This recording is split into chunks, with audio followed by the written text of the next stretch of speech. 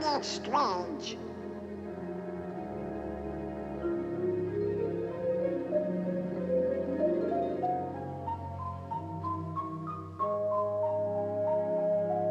Sure, that's an odd-looking creature.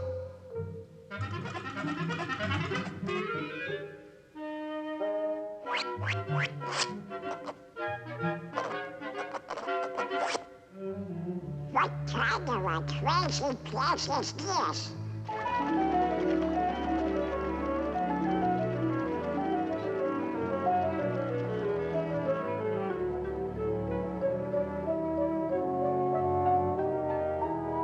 Now what are you? Squirrels?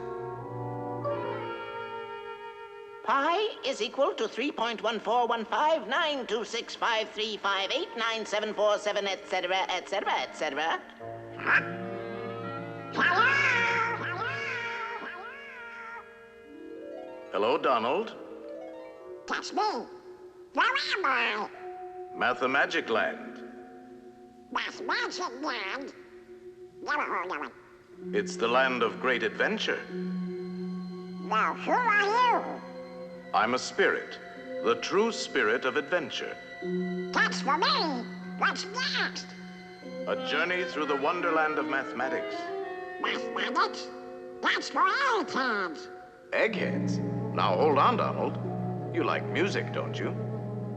Yeah? Well, without eggheads, there would be no music. Come on. Let's go to ancient Greece, to the time of Pythagoras, the master egghead of them all. Pythagoras? The father of mathematics and music. Mathematics and music? Ah, you'll find mathematics in the darndest places. Watch. First, we'll need a string. Stretch it good and tight, plunk it. Now divide in half. Plunk again. You see? It's the same tone, one octave higher. Now divide the next section. And the next. Pythagoras discovered the octave had a ratio of 2 to 1. With simple fractions, he got this.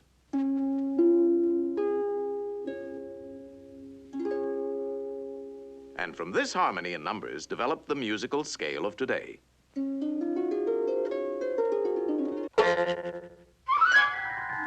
By golly, you do find mathematics in the darndest places.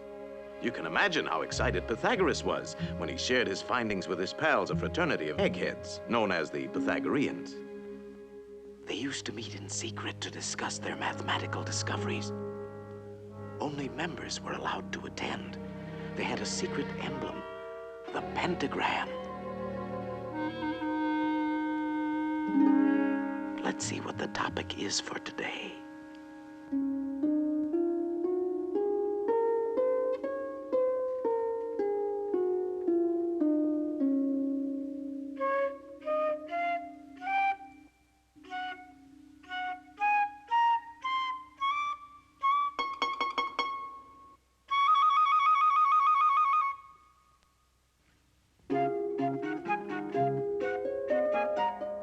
What's going on? Shh, it's a jam session. Give me something with a beat. Shh.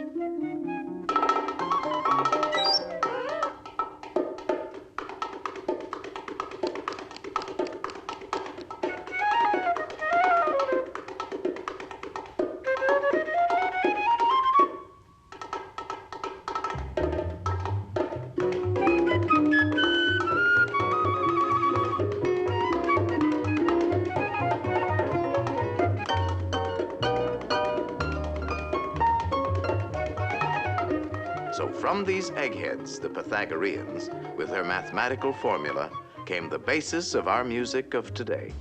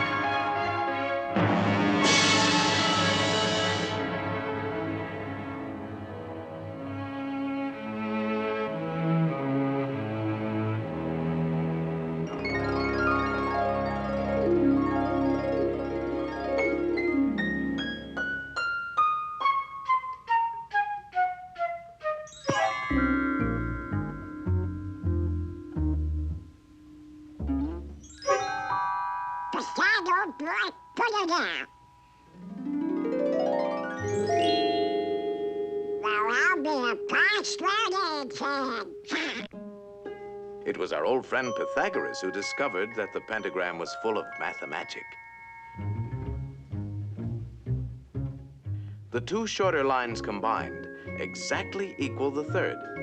And this line shows the magic proportions of the famous golden section. The second and third lines exactly equal the fourth. Once again, we have the golden section. But this is only the beginning. Hidden within the pentagram is a secret for creating a golden rectangle, which the Greeks admired for its beautiful proportions and magic qualities. The star contains the golden rectangle many times over.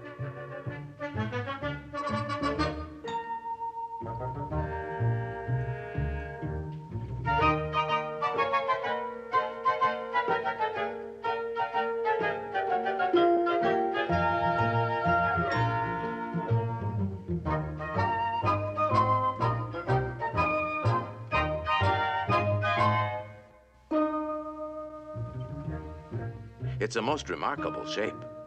It can mathematically reproduce itself indefinitely.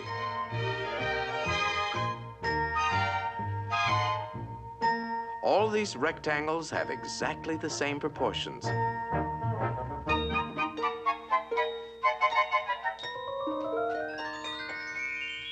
This figure also contains a magic spiral that repeats the proportions of the golden section into infinity.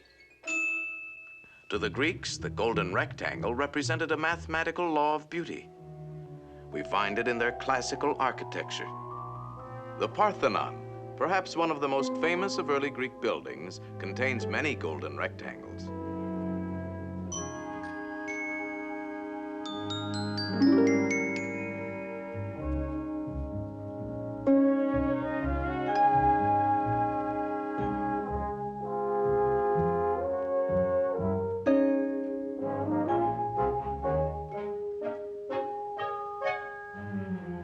These same golden proportions are also found in their sculpture.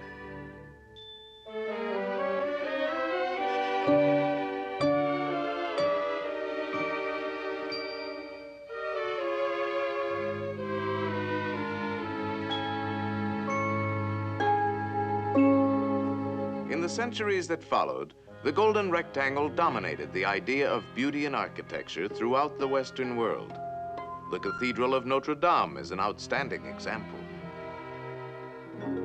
The Renaissance painters knew this secret well.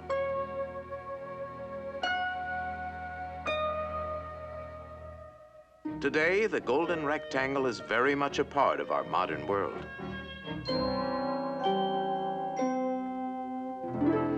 Modern painters have rediscovered the magic of these proportions. Indeed, this ideal proportion is to be found in life itself. Boy, oh boy, oh boy. This is mathematics. I get mathematical figures like that. Donald. Get me to it. No. Ideal proportion. Not quite. No, I'm afraid not. Well, we can't all be mathematically perfect. Oh, yeah?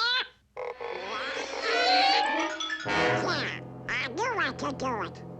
Now that you're all pent up in a pentagon, let's see how nature uses this same mathematical form, the petunia, the star jasmine, the starfish,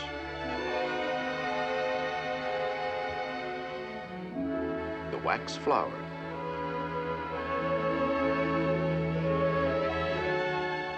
there are literally thousands of members in good standing in nature's Pythagorean Society of the Star.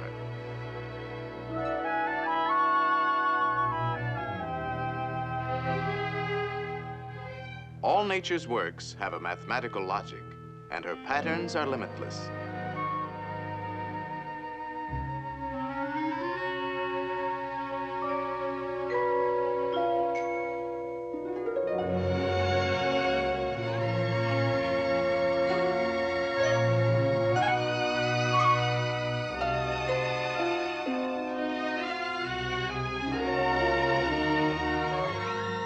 magic proportions of the golden section are often found in the spirals of nature's designs.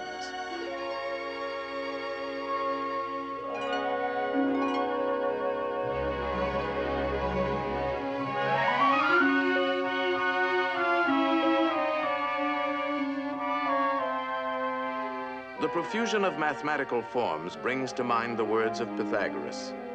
Everything is arranged according to number and mathematical shape. Yes, there is mathematics in music, in art, in just about everything. And as the Greeks had guessed, the rules are always the same.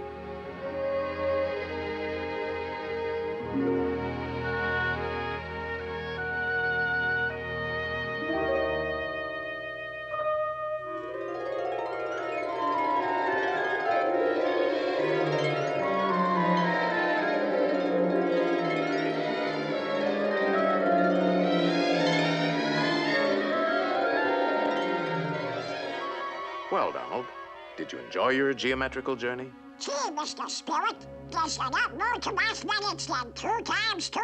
That's right, Donald. And you can find mathematics in games, too. Games? Oh, boy. Let's begin with a game that's played on squares. Checkers? No, chess. Chess? A mathematical contest between two minds. It's a game that has been enjoyed for centuries by kings and commoners. In fact, Lewis Carroll, a famous mathematician with a literary mind, used chess as a setting for his classic tale, Through the Looking Glass. Alice found herself face to face with a none too friendly group of chess pieces. Good heavens, what's this? Upon my soul, it appears to be a lost pawn. I'm no pawn. I'm Donald Duck. He says he's Donald Duck. Preposterous. Or it could be an Alice. Alice? No, it's a lost pawn. Lost pawn? Stop that pawn! Ow, Mr. Spirit!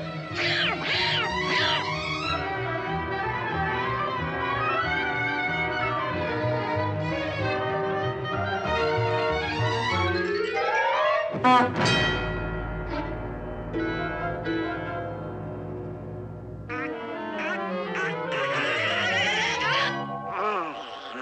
Phew, that was close. Now you can look at this game from a safer perspective.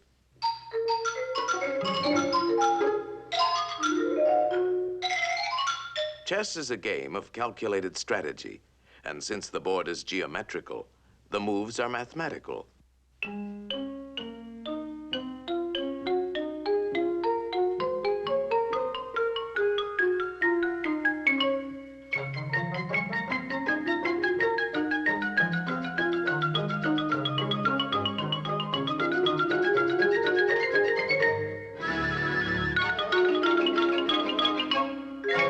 Checkmate, and the game is over. That's very interesting. What's next? Practically all games are played on geometrical areas. The baseball field is a diamond. Oh, boy.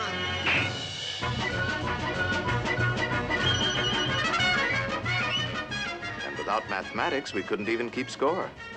Football is played on a rectangle divided by yard lines. Basketball is a game of circles, spheres, and rectangles.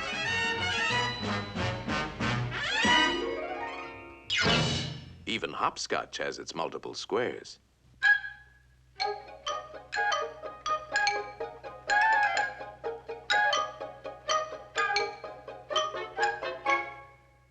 What's next?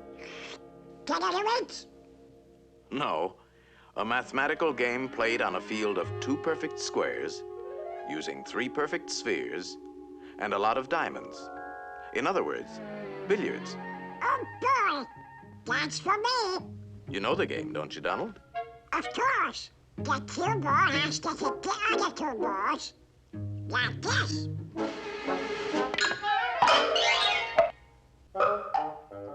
Now let's see how an expert at 3-cushion billiards uses his head. 3-cushion? Yes, the cue ball not only has to hit both the other balls, but it must contact at least 3 cushions before it hits the final ball.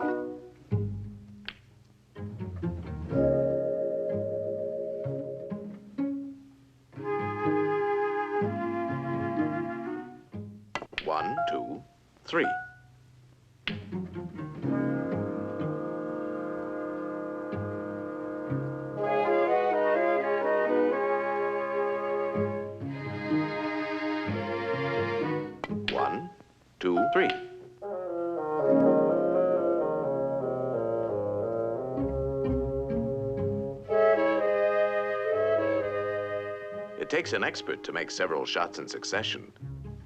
1, 2, 3, 4, 5, 6. Wow! That was not a good shot. Luck? No, it's skill. For this game, you have to know all the angles.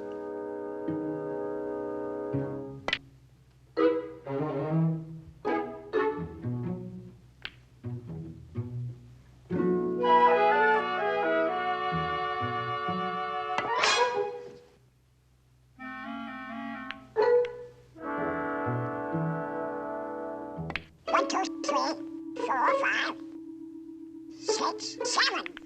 That's amazing! How does he do it? First, there's technique. He's striking the cue ball low, so it'll spin backwards. Hitting the ball on the right side will make it hug the rail. These trick shots take a lot of practice. He missed it! 1, 2, 3. What's the mathematical about that? Oh, this game takes precise calculation. He figures out each shot in his head. He could play it like this, but it calls for quite a bit of luck. There is a better choice. For this, he uses the diamond markings on the rail as a mathematical guide. First, he figures the natural angle for hitting the object balls. And then he finds that his cue ball must bounce off the number 3 diamond. Next, he gets ready for the shot, and he needs a number for his cue position. This calls for a different set of numbers. Very confusing, isn't it? Not when you get the hang of it. You see, the cue position is 4. Now a simple subtraction. 3 from 4 is 1. So if he shoots for the first diamond, he should make it. It's called playing the diamond system.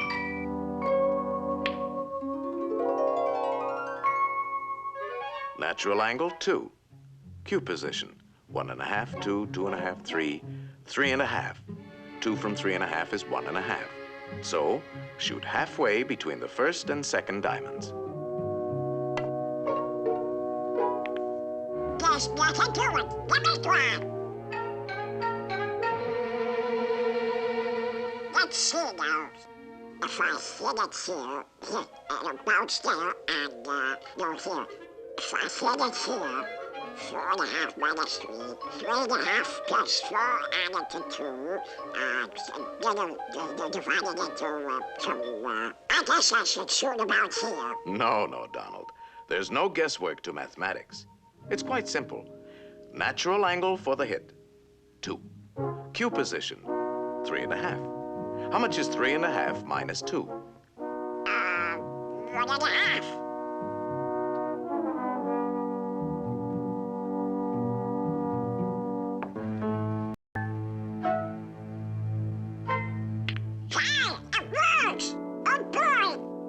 A 6. If I hit it here, 3.5 plus 4, 2, 4.5 minus 3, divided by 9. You're making it tough for yourself, Donald.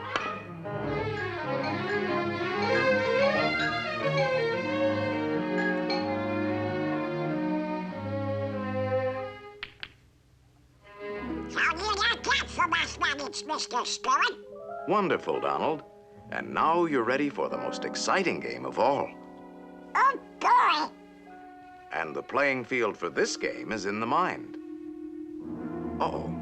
Look at the condition of your mind. Antiquated ideas, bungling, false concepts, superstitions, confusion. To think straight, we'll have to clean house.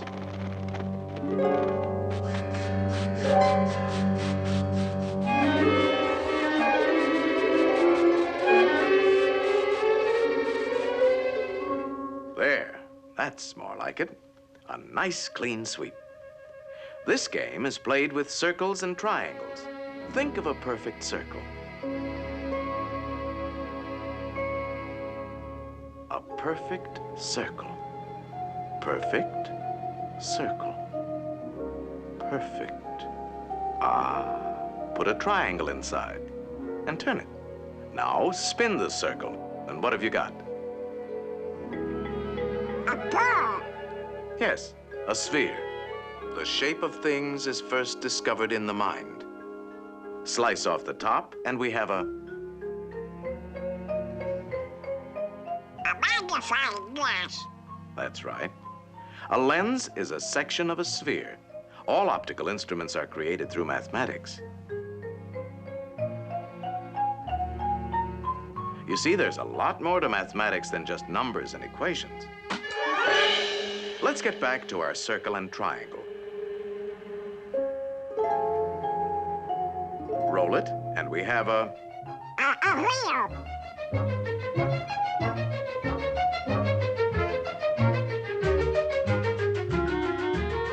The circle has been the basis for many of man's important inventions.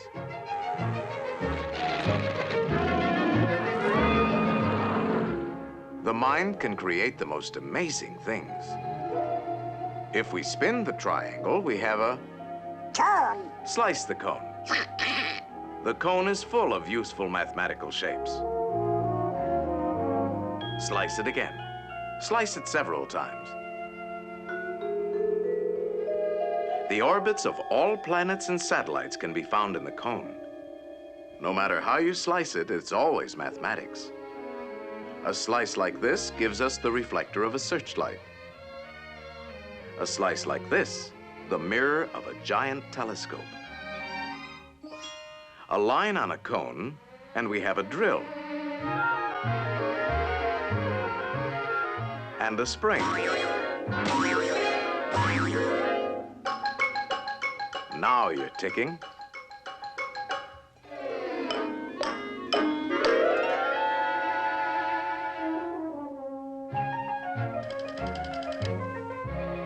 Number, please.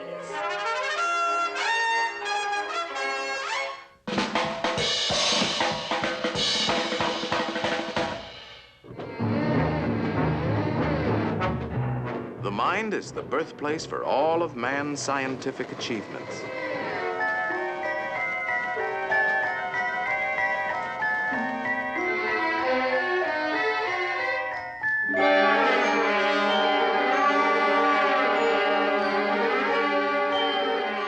The mind knows no limits when used properly. Think of a pentagram, Donald. Now put another inside, a third, and a fourth.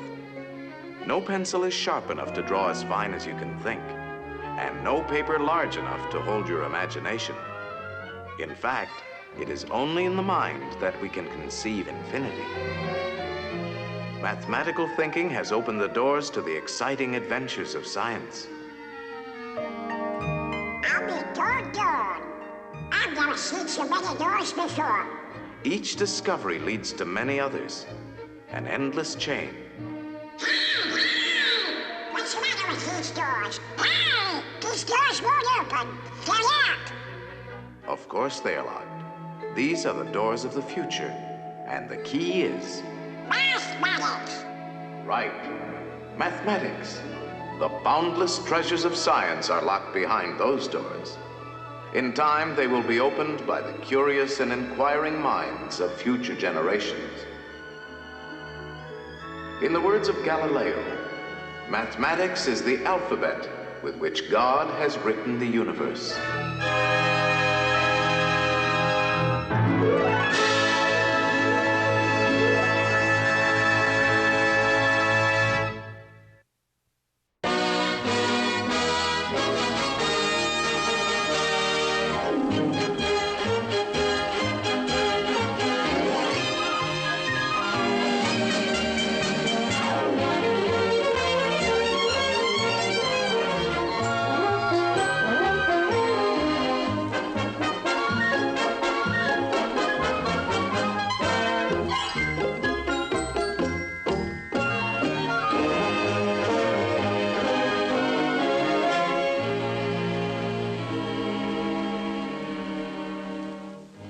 Benjamin Franklin was one of the most extraordinary men of the 18th century.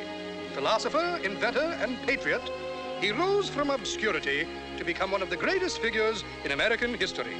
In our struggle for freedom, much credit must be given to this illustrious... Mouse. For it was Amos who was really responsible for the great deeds attributed to Benjamin Franklin. And here's the proof in his own words. I was born and raised in Philadelphia, in the old church on 2nd Street. Our home was in the vestry, behind the paneling. There were 26 children in the family, and with that many mouths to feed, we were naturally quite poor. In fact, as poor as church mice. And since I was the oldest, I determined to set out into the world and make my own way. If I was successful, I could help the others. But in any case, there'd be one less mouse to feed. It was the winter of 1745, and these were desperate times. Jobs were scarce, especially for a mouse, for we were a downtrodden race.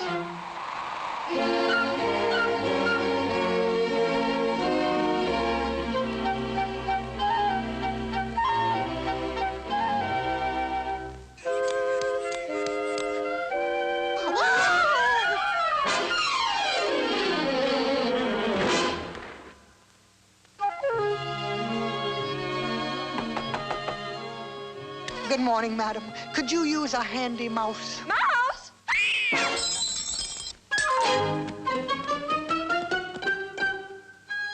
By nightfall, I was becoming desperate. If I didn't find shelter soon, I'd be done for.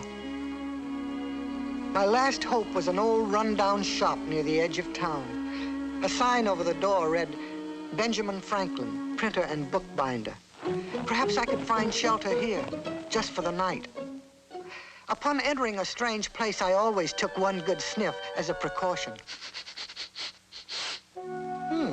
Printer's ink, fresh paper, old books, and no cats.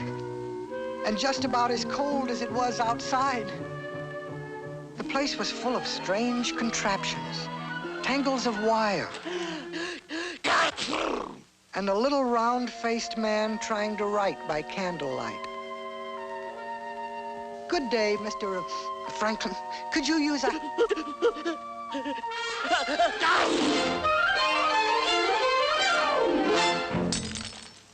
Oh, dear, don't tell me.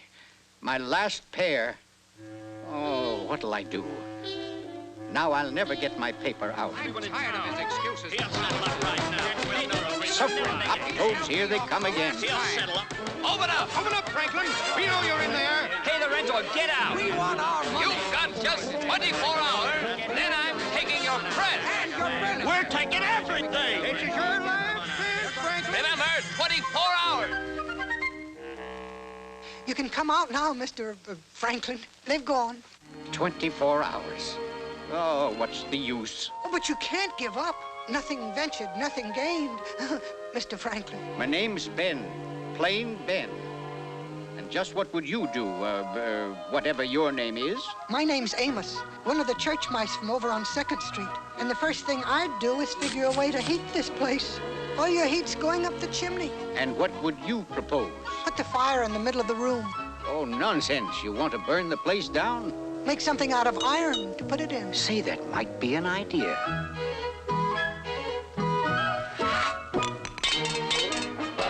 Fixing Ben's glasses was quite a problem. He'd broken his outdoor pair as well as his reading glasses. Well, there was only one thing left. Try to make one pair out of the two.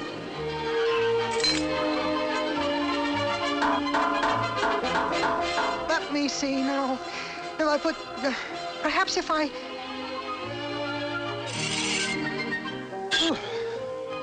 Yes.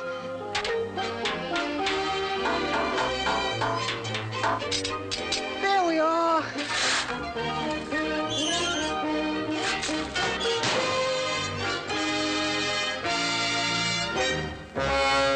Amos! Amos! What will I do with the smoke? Use a pipe. Run it over to the chimney. I must admit the stove wasn't much to look at, but at least... It works, Amos. It works. Naturally. Say, I wonder if we couldn't make these things and sell them. Call it the Franklin stove. Why, maybe someday. Yeah, maybe someday. But right now, Ben, would you mind trying these? We have work to do. Well, well, well. Will they do? Will they? Why, Amos, this is a great idea. Two-way glasses. By George, bifocals. Say, Ben, this your paper? That's it, Amos. Poor Richard's Almanac. Sunrise 6:22, sunset 7:43, high tide 4:20. A cat in gloves catches no mice. Poor Richard's Almanac. Poor indeed. But Amos, consider all the information. Information. Ben, when the sun's up, it's up. Why read about it? Oh, well, what would you suggest? First, I'd give it a new name. Something snappy, like the Gazette. The Pennsylvania Gazette. Sounds all right. And then tell them what's going on. Give them some news. Real news. Wake them up. Yeah, but where will I get news at this hour? I'll get it for you. Hold everything, Ben, till I get back.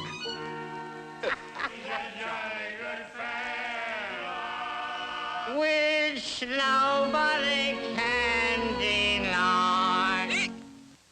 The Night Watch. Disgraceful. But what about the judge? A few pounds took care of him. Good. Now to fill our pockets, eh, Jonathan?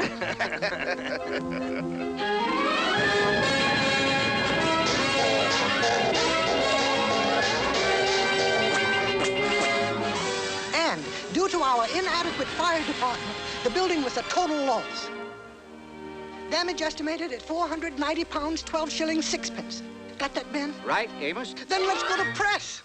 Lowercase t. Lowercase t. Uppercase s. Uppercase a. Uppercase a. Uppercase a. Lowercase t. Lowercase t. Uppercase s. Uppercase a. Space. Space. Space. Space. Semicolon. Semicolon. Another space. Uppercase r. Lowercase o. Uppercase t. Lowercase t. Space. Space. Upper e. Upper e. Lower r. Lower.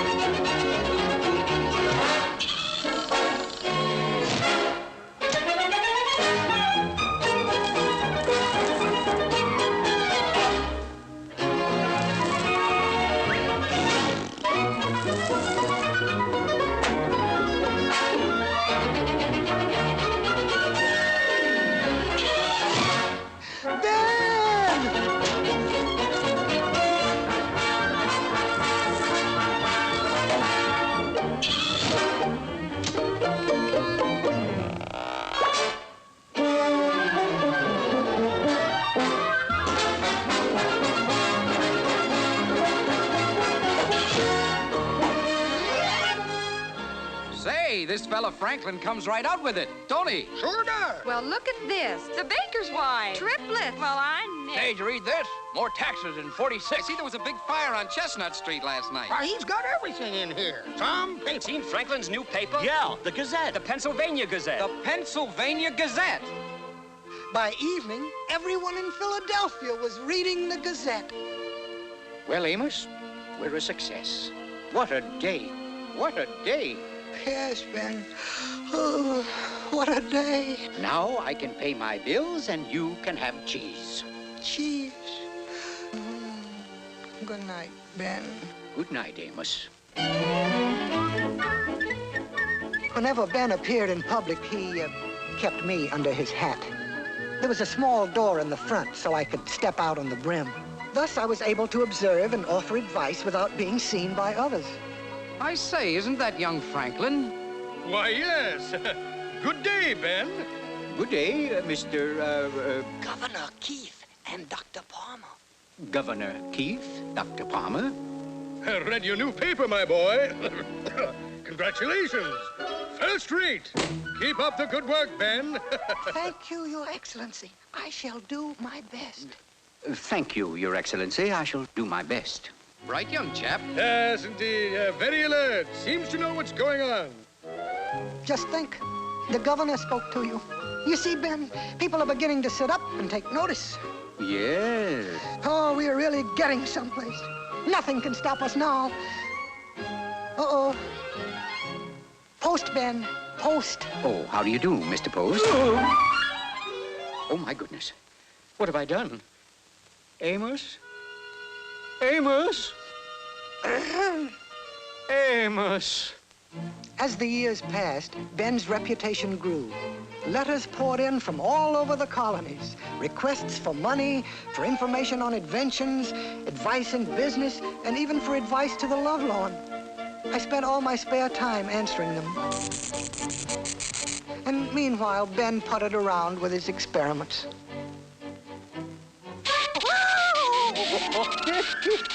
Oh, Amos, you should have seen yourself. That was the funniest. Amos, where are you going? I'm leaving. Leaving? Oh, Amos, now can't you take a little joke? Joke? You call this a joke? Oh, but Amos, I didn't mean it. Now, please don't go. I'll never do it again. Well, no more tricks now. Promise? Yeah, I promise. It was shortly thereafter that Ben took up kite flying. To the framework of his largest kite, he fastened a small box, for it was his idea that I become the world's first flying reporter.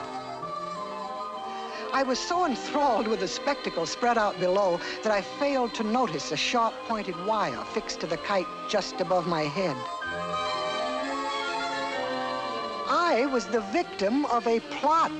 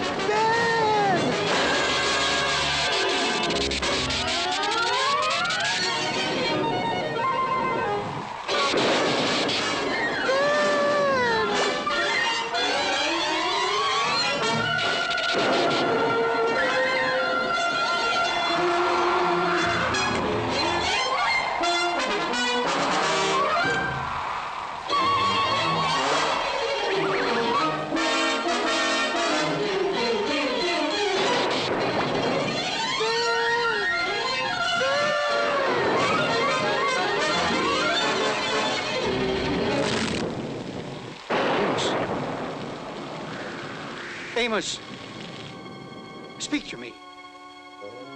Was it electricity? Was it electricity? Was it electricity? Goodbye! Goodbye and forever! Please, Amos, wait!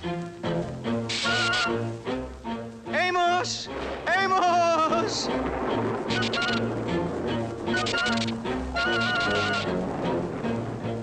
And so I left Ben and returned to my family in the old church, in the vestry, behind the paneling. The years that followed were troubled ones.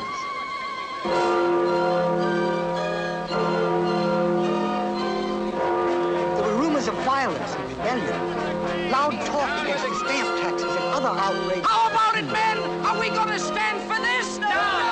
No taxation without representation.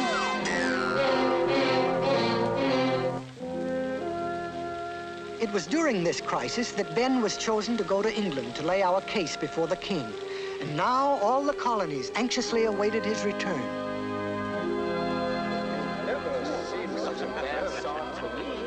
What happened, What did Ben? he say? What about the taxes? Will he lift them? Tell him, Ben. What did the king say? What did he say? Gentlemen, I'm afraid the mission was a failure. The king was unreasonable. He wouldn't listen. All right, then. We'll fight for our independence. It has to be war. He's right. War? But, gentlemen, there must be some other way. Some other way? What way? No, we've got to fight. What if we lose? Why, we'll hang for treason. What'll we do, Ben? Yes, what'll we do? What'll we do? If I only knew. If I only knew. Poor Ben. I couldn't help feeling sorry for him. It was a heavy responsibility. I could help him. I knew I could. But no. I couldn't go back. After all, a mouse has a little pride. It was a night in the summer of 1776 that I was awakened by a voice calling my name. Amos! Amos! Amos! Now, who could it be at this hour? Amos! All right, all right. Ben! Amos! Well, what do you want? Well, I've come to ask if... Oh, Amos, come back to me, would you, please? Out of the question. Oh, please, Amos. Consider your country. My country? Yes, Amos, there are big decisions to be made. I know, Ben. I know all about it. I need you, Amos. You've just got to come back. On my own terms? Yes, Amos, yes. If I draw up an agreement, will you sign it? I'll sign it, Amos. I'll sign anything. Very well. You shall have the agreement first thing in the morning. And wherefore? And where to? So many twos in it. Will not tolerate. Will not tolerate. Yes, whereas nothing of these conditions is a binding. Absolutely binding. B-I-N-D-I-N-G.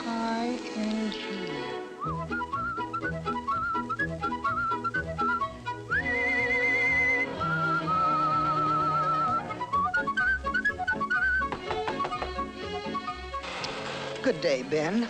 Come in, Amos, come in. Here, let me take your hat and coat. Nice weather we're having. Now, could I pour you some tea and we'll get on to my problems? If you don't mind, Ben, will you sign this first? Yes, of course, of course. Mind if I read it? If you wish. Ben! Ben, are you there? It's Tom Jefferson. Ben! Come in, Red, come in. Ben, you've got to help me. Of course, Red, but... I've been racking my brains, working day and night, but it's no use. I'm stuck. But, Red, I thought it was finished. It is, Ben. But I don't like the beginning. It just doesn't sound right. Listen to this. The time has come when we, the people of these colonies... Yes, yes. No, not big enough. How about this? Now is the time when we, the people... Well, No, not strong enough. The time is at hand when we, the people, must... Oh, you see what I mean, Ben? If I could only find the words. Psst, Ben, how about our contract? No, Amos, not now. Yes, now, or I'm leaving. All right, Amos, all right. When, in the course of human events, it becomes necessary... Ben! That's it! That's it! When, in the course of human events, it becomes necessary for one people to dissolve the political band which have connected them with another, and to assume, among the powers of the earth, the separate and equal station to which the laws of nature... In support of this declaration, with a firm reliance on the protection of divine providence, we mutually pledge to each other our lives, our fortunes, and our sacred honor. On July 4th, 1776, the Declaration of Independence was adopted by Congress. I was very proud to have had a small part in the creation of this great document. And so, we are gathered here today to pay our respects to Benjamin Franklin, for he was truly one of the greatest figures in American history.